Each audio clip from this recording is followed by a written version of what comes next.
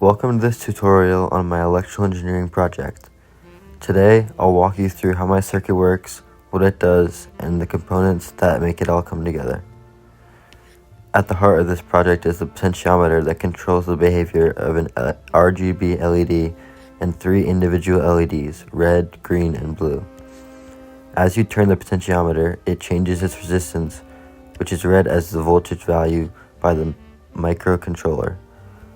When the potentiometer reaches specific thresholds, the red LED on the RGB module lights up, along with the standalone red LED.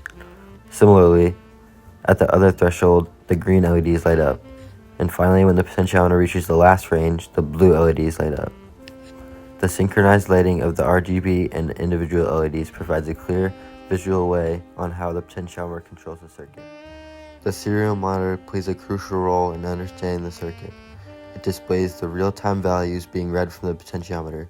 For example, as the potentiometer's knob is turned, you'll see the values increase or decrease on the monitor.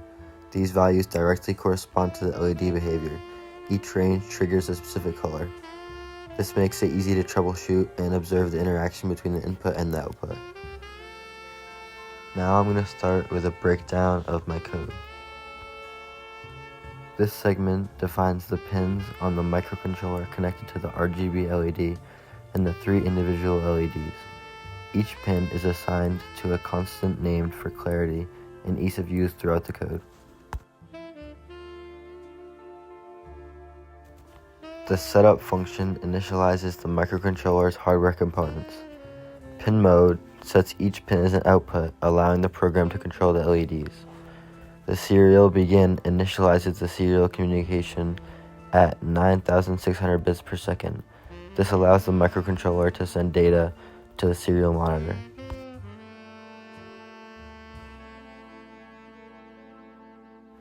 The loop function continuously executes. The analog read reads the potentiometer's analog value connected to pin A0 and assigns it to the variable PA. Serial println PA sends the potentiometer value to the serial monitor for real-time observation, and the delay adds a slight delay to smooth out readings.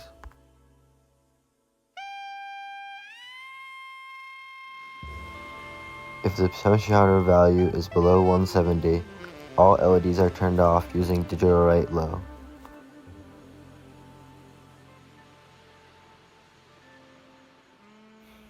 If the potentiometer value is between 170 and 340, both the red component of the RGB LED and the standalone red LED turn on.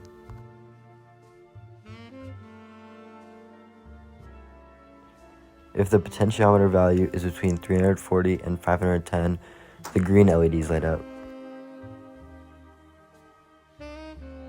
If the potentiometer value is between 510 and 640, the blue LEDs light up. And lastly, if the PA is above 640, turn all the LEDs on. Now I'm going to do a quick wiring breakdown on my circuit. The Arduino board serves as a microcontroller managing inputs and outputs. The potentiometer, where one pin is connected to the 5-volt power supply from the Arduino, the other pin is connected to the ground. The middle pin is connected to A0 to provide variable voltage readings based on its position.